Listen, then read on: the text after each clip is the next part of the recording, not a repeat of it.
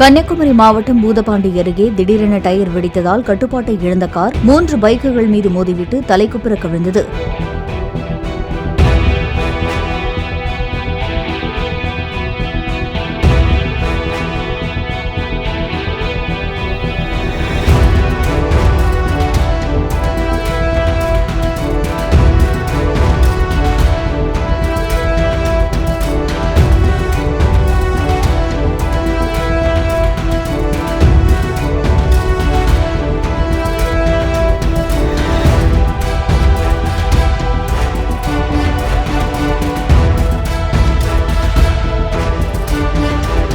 காருக்குள் இருந்த 6 பேரும் காயங்களின்றி தப்பித்த நிலையில் காயமடைந்த பைக் ஓட்டுநர் ஒருவர் மருத்துவமனையில் சிகிச்சை பெற்று வருகிறார்.